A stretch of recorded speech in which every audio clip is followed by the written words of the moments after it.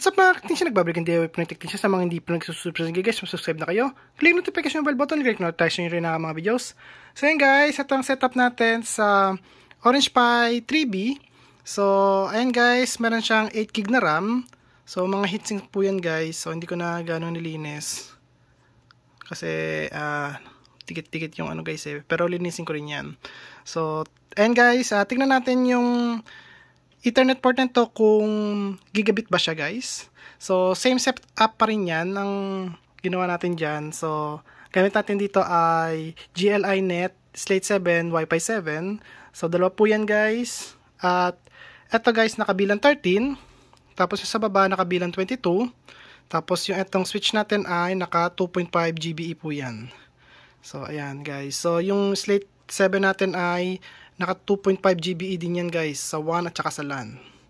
Ayan guys. Tapos yung ISP natin ay naka ano lang tayo guys, 500 Mbps lang yung pinaka maximum. So yun lang yung ano namin subscription. So ayan guys, at pakita ko muna sa inyo yung ISP nya. So dito kasi guys nakikita yung yung IP address, sorry, hindi pala ISP. So IP address guys. Ayan. So, ayan yung IP address niya ngayon. So, sana nakikita nyo.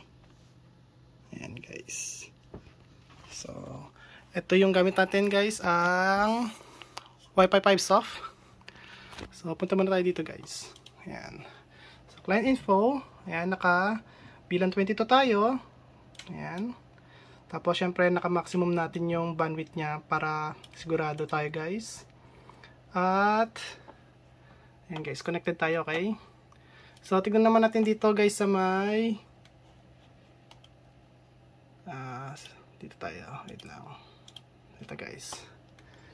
Sa may system, ayan guys. So, coin pin, ayan guys. Bill pin, tapos relay pin, ayan guys.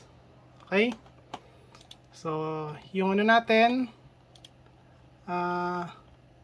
dashboard, ito guys.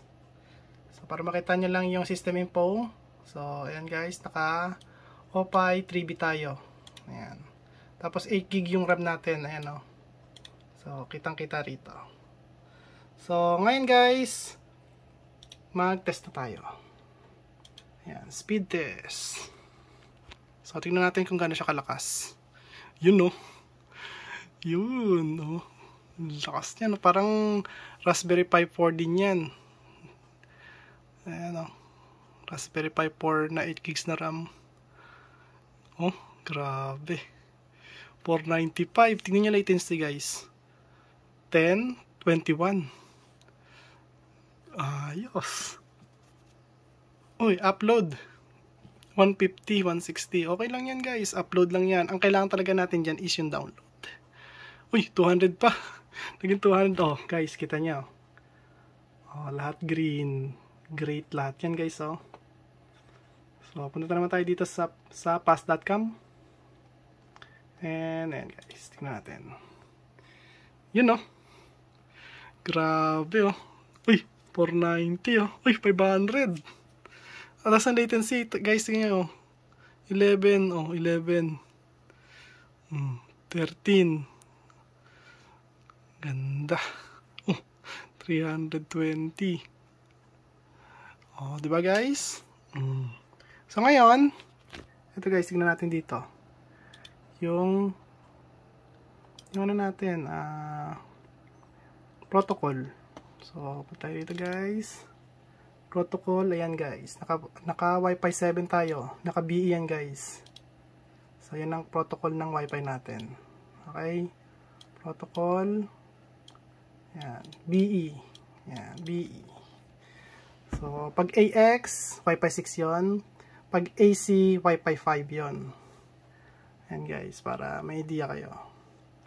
So, ano tayo guys, palit tayo ng tag dito. Palit tayo ng Wi-Fi. So, dito tayo sa bilang 13.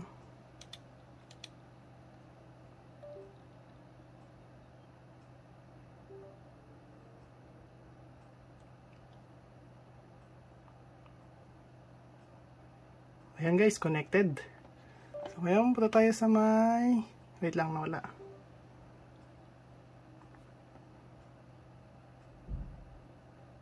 Dito tayo ka, nagbago ng ano. Huwag tayo dito. Kasi dito tayo naka-connect kanina eh. So dito tayo mag-connect muna.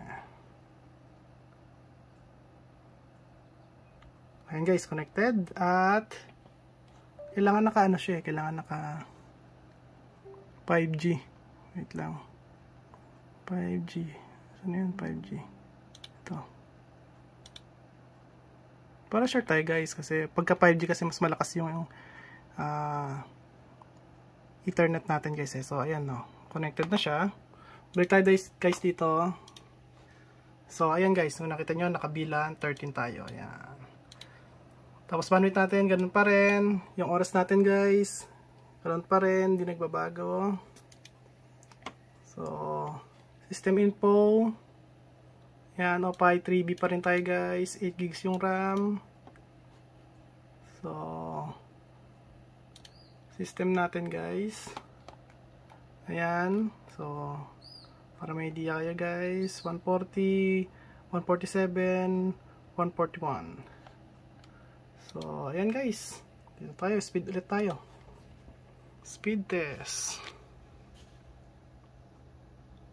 Yun no. Talagang hindi nagbabago. So, 400 plus, 450 plus guys. Latency, grabe. Dambaba ng latency niya. Pag talagang malakas yung setup nyo, napakaganda rin to guys sa piso wifi kapag ganito setup nyo.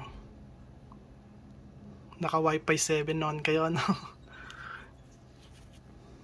Although yung cellphone is Wi-Fi 6, most ng cellphone yan Wi-Fi 6. So, okay lang yun, guys. So, ayan. Kung nakita nyo, green, green, green, tapos biglang good. Tignan natin kung magbabago yan, guys. Isa pa. So, ayan siya. Tignan natin, guys.